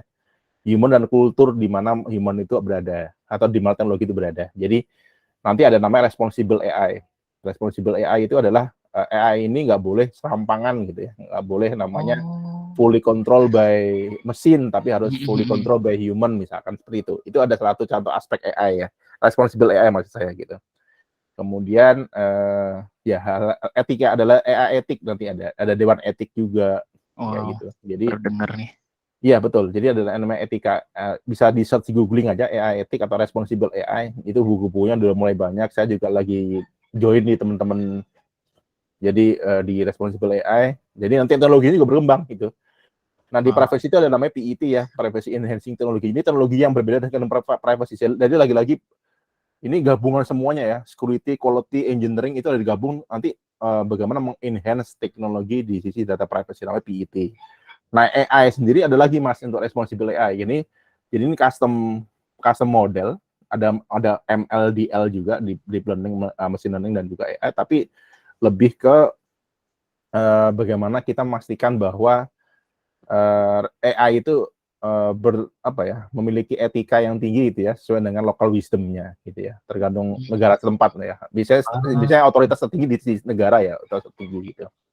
Iya. Jadi nanti kalau misalkan Mas Gun tiba-tiba pergi ke Singapura ada atau sekarang itu yang udah ada di Mesir ya saya tahu ya. Di Mesir itu di restoran itu dilayani oleh bukan pelayan orang human, tapi lebih ke ada mesinnya gitu ya, mesin robot gitu ya, robot yang melayani satu kafe atau satu restoran ya, mini restoran lah gitu. Itu harus memenuhi kaidah-kaidah etika-etik, artinya ya seperti itulah, nggak boleh fully control by mesin, harus ada human control juga. Nah, humannya sendiri kan tergantung etikanya. Ada juga orang yang memang cenderung yang bebas gitu ya, ada yang cenderung moderat, ada yang memang cukup ini sekali gitu ya, cukup ketat dari sisi peraturan yang nggak boleh ini, nggak boleh itu mungkin ya. Ada beberapa negara seperti itu kan, yang karakternya seperti itu. Nah, itu memang nanti akan ke sana sih Mas. Itu ini baru denger ya, responsible AI supaya nggak full control by mesin jadi Skynet gitu ya Mas Dani. Betul. Itu jadi perbincangan utama waktu itu kita bicara yang Terminator itu. Jadi film Terminator itu jadi ininya, jadi kayak backgroundnya ini nggak boleh jadi Skynet ya, ini nggak boleh jadi Skynet karena mimpinya Elon Musk kan memang AI kan agak cukup ini ya, bagi saya juga agak, bagi pribadi ya, ini subjektif saya sendiri, itu agak mengerikan yang AI akan cukup ini ya, cukup masif, akan sampai ke organ manusia itu yang bagi saya nggak bisa pribadi sekali lagi pribadi itu nggak bisa saya terima gitu. Jadi bahkan nanti ada namanya brain network nanti. Brain network ini saya nggak bisa. Bukan neural lagi ya? Brain dalam arti physical brain ya. Physical brain. Iya, benar-benar brain fisik gitu. Bukan kita bicara NN neural network gitu ya, nggak bicara seperti itu, tapi lebih benar-benar neuron dalam arti neuron otak manusia gitu. Nah itu yang enggak, ya itu mungkin agak ekstrim, tapi itu masih inilah ya, masih perbincangan level rumor lah ya. Mesti kita nggak perlu harus kesampingan, tapi juga nggak kita bisa abaikan begitu saja sih gitu. Ini circle-nya Mas Doni kayak ngeri ya. Ya karena kebetulan dari sisi ini ya, saya kan makanya mungkin kalau teman-teman yang lebih banyak di development, kemudian itu mungkin circle-nya mungkin memang banyak teman-teman development yang tahu tool, kayak tadi ada Mas Bima bicara modern stack gitu ya, modern data stack gitu, atau Mas Oksa juga berbicara mengenai ada Kubernetes, ada Docker dan sebagainya. Itu memang saya pernah melalui itu, tapi mungkin tidak sedip Mas Oksa, mungkin seperti itu ya, mungkin tidak sedip Mas Bima juga atau Mas Gun. Tetapi saya dari situ saya belajar gitu. Saya tertarik di governance itu memang awalnya karena satu sisi waktu itu karena memang assignment ya, karena memang saya bilang apain governance, saya juga nggak ngerti awal itu. Tapi karena bertambahnya waktu dan di satu sisi saya jadi belajar juga bahwa sebenarnya governance itu memang ada sisi-sisi yang memang orang nggak melihat gitu ya, orang nggak melihat dan mungkin nggak bisa berpikir ke sana gitu. Karena memang satu saat nanti kalau misalkan orang berpikir ini polosinya apa, SOP-nya apa, kemudian kalau misalkan di banking ya, atau mungkin atas ini ya legalitasnya apa gitu ya, orang melakukan seperti ini, orang cuma bisa ya nggak bisa kita jawab bilang ya biasanya seperti itu Pak, di mana seperti itu, nggak bisa seperti itu, di mana-mana itu kita harus sebutkan jelas gitu ya. Artinya kalau misalkan itu ada dispute secara legal ya, artinya kalau ada tindakan pidana misalkan ya yang terkait dengan data, misalkan teknologi data, itu kita nggak bisa bilang ya di mana-mana seperti itu Pak, nggak bisa seperti itu, nggak boleh seperti itu. Orang hakim pun akan marah misalkan gitu ya. Ini Anda bicara dengan siapa nih gitu kan, nggak bisa harus punya ininya, fondasi legalitasnya, baseline legalnya punya itu. Nah kalau orang governance itu pasti berpijak ke masalah policy-nya apa, SOP-nya apa, kemudian atas dasar apa kita memutuskan memiliki SOP seperti ini. Itu jadi mungkin kesannya kita berbicara kulit-kulitnya ya, secara teknologi kulit-kulitnya kita serap, tapi setidaknya ada interkoneksi secara relasi gitu ya, relasi kita banyak sekali gitu. Dan kalau bicara di governance itu kan bicara people, process, teknologi ya. Jadi 3 domain ini yang nggak bisa kita abaikan, people, process, teknologi kita juga perlu perhatikan, people-nya juga nggak bisa kita abaikan, prosesnya apalagi kita jadi tanggung jawab kita kan gitu. Gitu sih Mas Gun. Keren. Iya kan memang iya kayak aku juga tadi ini ya, kita mulai dari data governance, aku baru ngeh justru di DTO kemarin ya, di Kemenkes ya Mas Doni ya. Dan sebenarnya Mas Doni kalau misalnya tadi juga agak cukup lega sih, karena data governance itu tadinya aku pengen nanya Mas Doni gimana tip and tricksnya supaya nggak jadi common enemy sekantor gitu. Orang sekantor. Nah itu sekarang saya juga cukup challenging Mas Gun ya, karena kan beberapa orang bilang masa gini nggak boleh, gini nggak boleh, itu nggak boleh, pasti ini nggak boleh. ngeribetin kan? Pasti ya belum lagi kita harus dikit-dikit lapor eskalasi dan sebagainya gitu. Yang biasanya orang IT kan cenderungnya fleksibel ya, orang IT kan cenderung fleksibel, dinamis gitu ya, dan ya itu tadi lebih kompromis mungkin lebih tepatnya gitu ya, lebih kompromis lebih tepatnya gitu. Tapi kalau orang governance itu kan cenderung wah ini kayak polisinya, polisi ya betul, jadi kesannya saklek gitu. Padahal ya sebenarnya kita nggak seperti itu juga ya. Kita juga kadang-kadang di saat kita kita partnership dengan pihak lain, kita kadang-kadang juga mencari jalan keluar, jalan tengah, kira-kira kalau seperti ini gimana, seperti itu gimana gitu. Intinya kita cari middle ground-nya ya, jalan tengahnya yang memang bisa kita sama-sama enak secara secara industri, secara company gitu. Jadi nggak nabrak, tapi itu juga punya cara. Seperti tadi yang bilang Mas Gun, selama itu jalurnya masih hijau, itu kita boleh. Seperti hanya kita berjalan di sawah aja Mas Gun, kan kita ada pematang sawah tuh yang kita boleh jalan kan, tapi ada juga yang area sawah yang kita nggak boleh jalan, nggak boleh kita injak sama sekali gitu loh. Nah, selama kita bisa injak yang pematang sawah ya kita kenapa enggak, kita itu opportunity kita kan di situ kan, untuk ngapain aja di situ gitu. Duh, keren banget ya, keren banget. Itu ini pembicaraan kita nih. Ada banyak hal yang aku catat yang sebenarnya aku nggak ngerti gitu, tapi jadi PR berikutnya nih Mas, menarik banget sih ini. Kalau ini Mas, ajarnya dari mana Mas? Kalau pengen jadi kayak data governance gini nih Mas, bagusnya tuh mulainya tuh dari mana? Kalau misalnya tertarik mau switch dari technical kita ke governance gitu ya, yang ngelola kebijakan tuh baiknya belajar dari mana tuh Mas? Apa ada sekolahnya gitu? Iya, di kita sendiri kalau misalkan jadi gini, mungkin perlu bedakan antara data governance, data privacy, dan untuk etik sendiri ya. Kalau untuk data privacy kita ada suatu lembaga internasional namanya IAPP. Jadi itu asosiasi internasional ya, International Association of Privacy. Saya lupa P-nya apa yang terakhir. Jadi terkait dengan data privacy itu banyak hal yang bisa kita gali di sana mengenai data privacy, mulai dari development untuk data privacy seperti apa. Bahkan ada semacam model SDLC, tapi bukan SDLC ya, SDLC tapi lebih mirip ke Agile gitu. Ada Scrum dan orang bilang itu SDLC 2.0 waktu itu. Saya kurang tahu sekarang 2.0 atau 3.0 ya SDLC-nya. Jadi itu mengadopsi sebagian SDLC dan sebagian lagi Scrum atau Agile, metode Agile ya. Kemudian sampai dengan bagaimana kita memastikan bahwa di sisi user itu aman gitu ya. Data security-nya juga, security itu di sini support untuk data privacy. Kalau data governance sendiri, itu kalau misalkan sekolah, saat ini saya belum melihat secara lembaga ya, institusional itu belum ada. Tapi memang saya sih menyarankan kalau teman-teman mau tertarik ke data governance, mungkin mulai sekarang udah mulai membuka diri ya. Atau mungkin sejak awal pun sudah mulai membuka diri bahwa kayak tadi Mas Bima dari yang apa ya, teknik apa pertambangan atau apa ya tadi, Mining ya.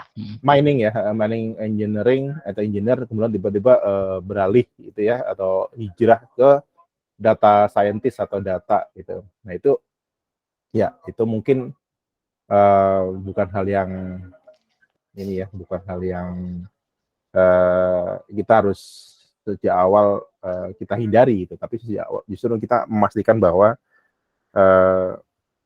untuk bisa kita beralih atau mungkin kita ya mulai sebanyak membuka-buka diri ya, karena memang area data ini cukup luas sekali gitu.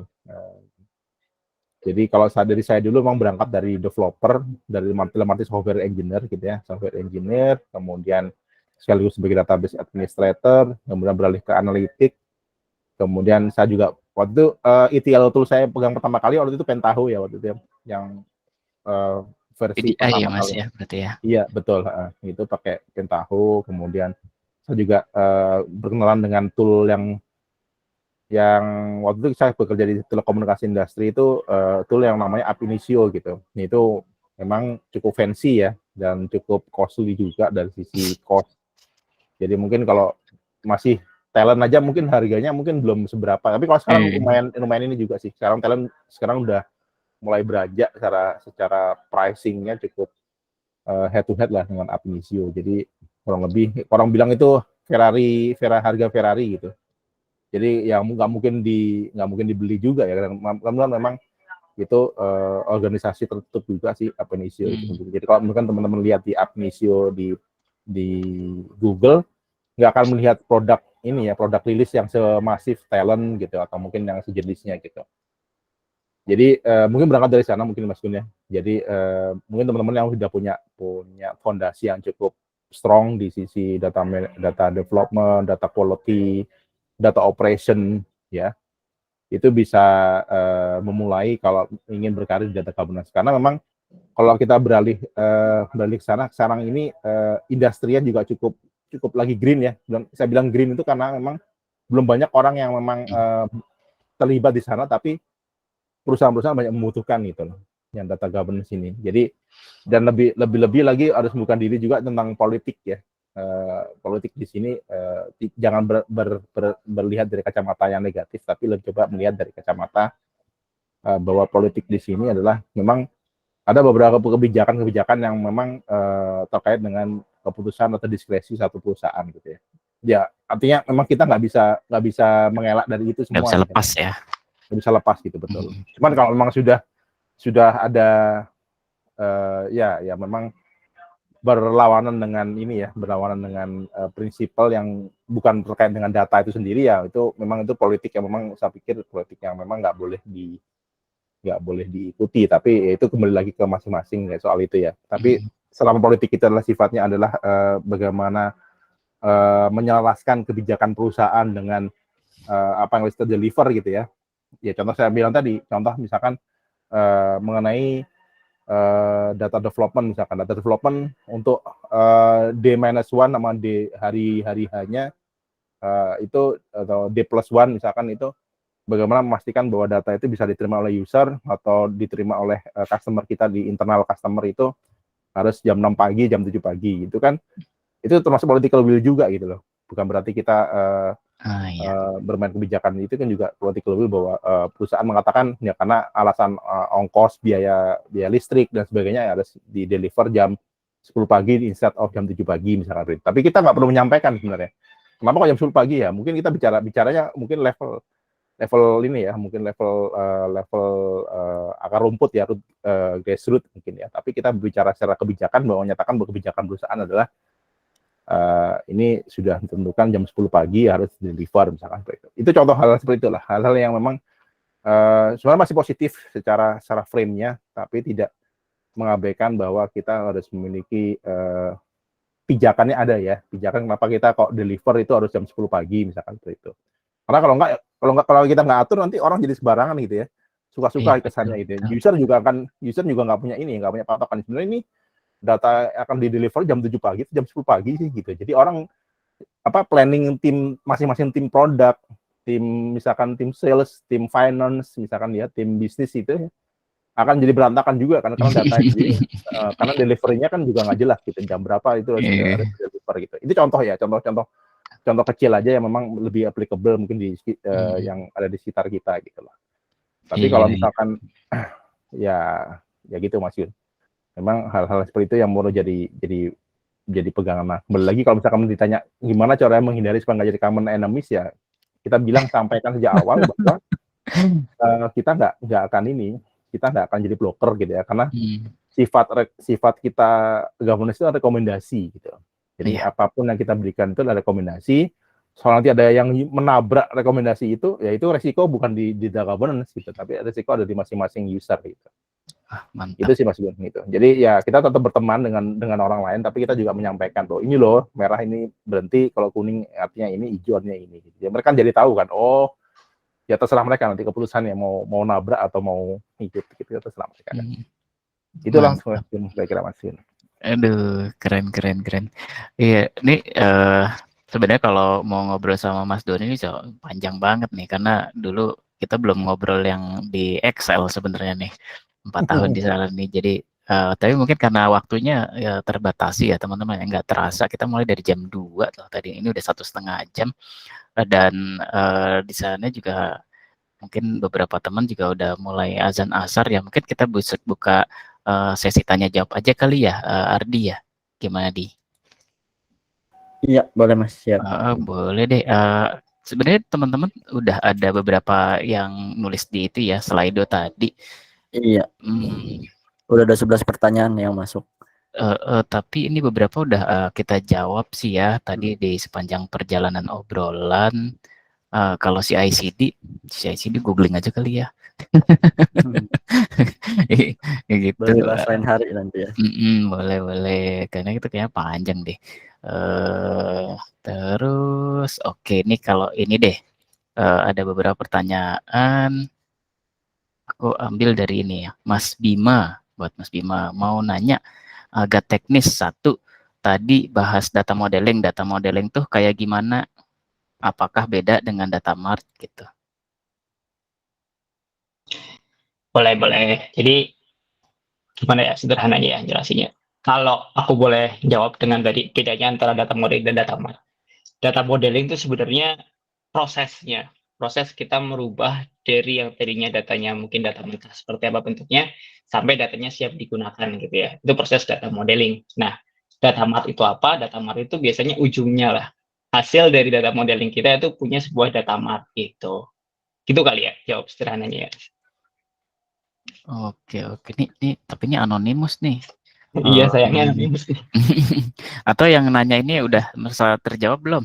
Kira-kira. Jadi tahu Tulis lagi. siapa yang nanya nih. Jadi kalau ngomongin data model ya, tadi Mas Gun sempat nyinggung terkait sama Inmon sama Kimbal kan. Nah, ada sebenarnya kiblat satu lagi yang bisa kita ikutin tuh, aku sempat baca buku namanya The Informed Company. Nah, ini lebih ke pendekatan yang modern, bukan modern lagi sih, tapi lebih ke lean data modeling lah. Jadi intinya gimana kita bisa bikin data modeling yang siap digunakan sama user, tapi nggak terlalu ribet lah. Konsepnya juga sederhana.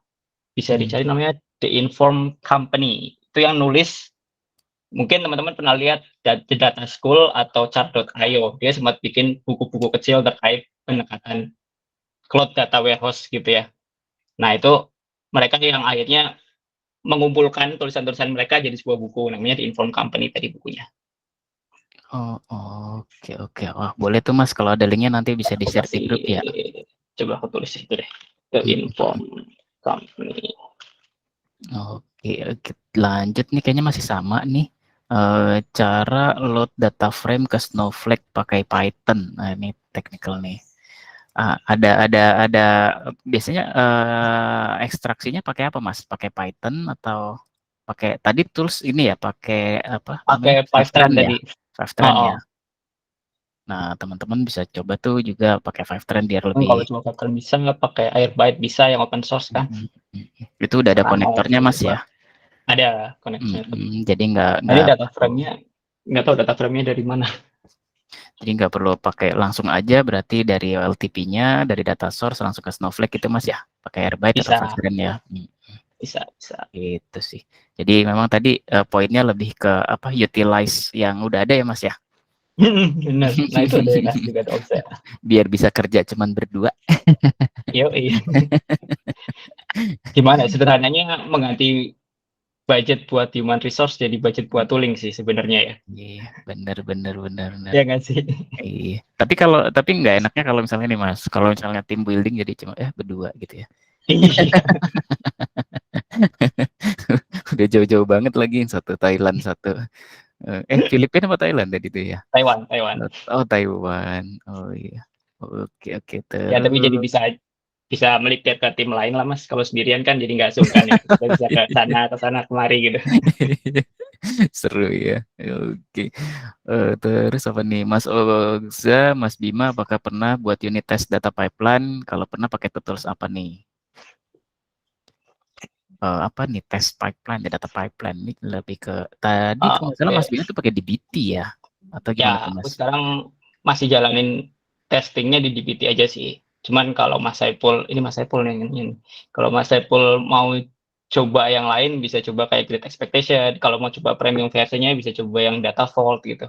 Ada beberapa sih opsinya. Cuman kalau belum yang ribet banget gitu ya, atau mungkin belum fokus banget kayak yang perlu advance banget gitu, di DBT aja sebenarnya udah bisa dimanfaatin sih. Oke, kalau Great Expectation pernah pakai juga Mas? Aku belum implement sih, tapi udah tertarik buat coba ini. Kayaknya nanti bakal implement di pipeline yang sekarang, karena kebetulan partnerku dia udah pernah bikin, jadi mungkin nanti dia bakal implement sekalian belajar. Mantap ya, asik lah. Iya lah. Nah itu kalau nggak sendiri enaknya begitu kan? Ya. Oke. Nah, tambahan juga nih teman-teman yang mungkin tadi mau belajar Snowflake, Mas Bima di YouTube-nya Mas apa Mas? Belajar data ya Mas? Apa Mas? Oh ya ada, ngulik data. Ngulik data, sorry. Ngulik data itu kayaknya banyak juga ya. Living.it. Itu banyak sih Mas Bima tuh nge-share tentang Snowflake ya. Belum banyak sih, tapi ya ada beberapa. Cuman mungkin beberapa ke depan ada beberapa lagi gitu kayak Snowflake. Karena relate sama pekerjaan yang saat ini ya Mas ya. Yes, lebih ke dokumentasiin, aku proses belajar sendiri ya Mas. Jadi kalian dokumentasiin aja deh. Iya bener tuh itu. Aduh, kadang-kadang kalau udah ini suka lupa kan kita. Itu aku Mantap. ada kasih link di situ, ada link ke YouTube juga, Instagram, LinkedIn, ada TikTok juga sih. Aku juga lagi iseng-iseng cobain di TikTok. Mantap. Gaya banget nih Mas Bima, keren. Iya. Oh iya, terakhir aku baca itu sih, yang di-share di LinkedIn yang ini ya, latihan SQL itu ya. Mantap. Itu juga. Keren. Oke deh. Ada lagi mungkin teman-teman yang lain mau ditanyakan, bisa langsung di sini aja.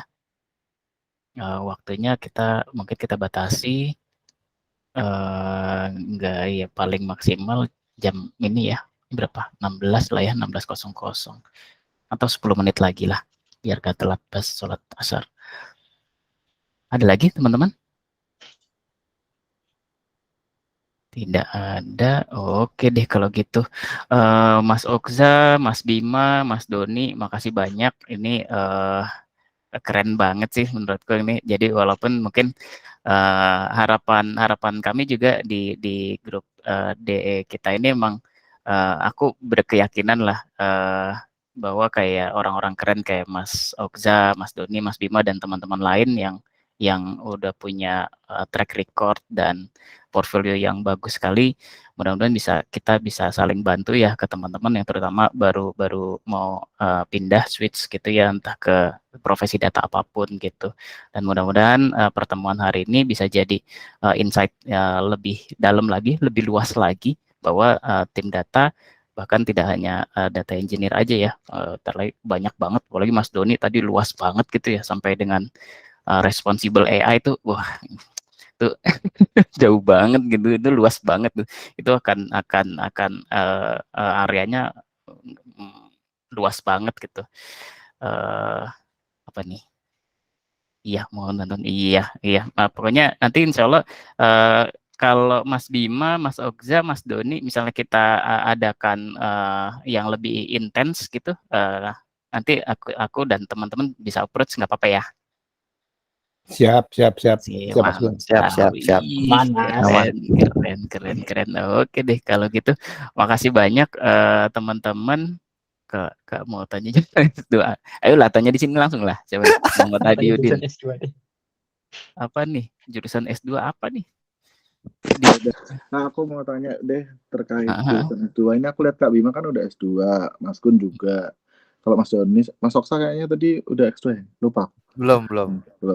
Nah, itu kira-kira kalau mau, kan aku basicnya masih di data analis sekarang. Kan sekarang lagi mempelajari data engineer sama finance. Maksudnya kira-kira S2-nya lebih bagus di mana ya Kak? Kan ini kan yang sudah berkecimpung di data.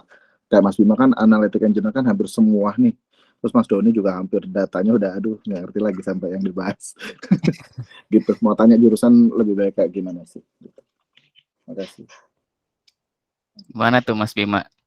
S2-nya apa dulu Mas Bima? Bukan dulu sih, sekarang masih jalan ini, belum lulus. Siap. Jurusan apa nih Mas? Aku MBA sebenarnya. MBA, tapi ada spesialisasinya. Spesialisasinya di Advanced AI dan The Future of Automation namanya. Wow, Masya Allah. Itu di mana Mas kampusnya? Di Nextport University. Online aja sih. Ntar aku kasih linknya. Keren. Itu biayanya kok online. Nih kalau yang Nah ini nih Wakan, ayo Wakan. Itu kan maksudnya apa tuh? Akan computational finance. Itu juga baru dengar. Itu di mana Kak Faris Wakan? Iya nih Wakan nih. Ini Wakan kita ini harus ngisi kelas sendiri Wakan nih. 3,5 hari kayaknya Wakan baru selesai kayaknya nih. Nextport. Oke Mas Bima, makasih banyak. Ini berapa kalau lancar berapa lama Mas? Secara apa namanya? Kurikulum gitu. periodenya ya. Ini kalau misalkan yang fokus sih mungkin bisa setahunan, 1,5 tahun ya. Aku kebetulan kayak, jadi modelnya per term gitu kan, 2 bulan kita bebas ngambil berapa mata kuliah. Nah karena aku sambil kerja, jadi cuma ambil satu, jadi kayaknya mungkin 2 tahunan lebih sih. Agak santai kuliahnya. Wow, cool. Keren nih. Ini beasiswa atau mandiri Mas? Mandiri. Wow, keren. Cuma ini kemarin dapat potongan sih, dapat potongan pas awal-awal dari Oridu sih. Apa namanya? Indosat ya, Indosat. Dulu ada Indosat awal-awal. Dia kerja sama Indosat, jadi aku dapat kayak harganya masih harga diskonnya dibantu sama Indosat dulu, masih jalan dengan harga yang sama. Wow, keren. Wes, berarti lulus nanti MBA. Wah, mantap. Keren banget Mas Bima, mantap. Oke deh. Ada lagi mungkin pertanyaan teman-teman yang lain? 5, 4, 3, 2, 1. Oke deh, kalau gitu aku harus tutup dulu supaya kita sebagian besarnya juga nggak makin telat sholatnya. Makasih banyak nih, makasih banyak banget nih Mas Bima, Mas Oksa, Mas Doni dan teman-teman yang lain yang bantu support. Kita coba sama-sama supaya mudah-mudahan grup kita jadi ini ya, banyak hal yang bisa kita share, bahas bareng-bareng. Untuk pertemuan berikutnya nanti akan dikabarin lagi di grup. Terima kasih sekali lagi, mohon maaf kalau ada kesalahan bicara atau tadi kita sempat terlambat beberapa menit. Terima kasih, aku tutup di sini. Makasih. Assalamualaikum warahmatullahi wabarakatuh. Selamat sore. Waalaikumsalam warahmatullahi wabarakatuh. Thank you. Bye bye. Makasih. Terima kasih Bye semuanya. bye.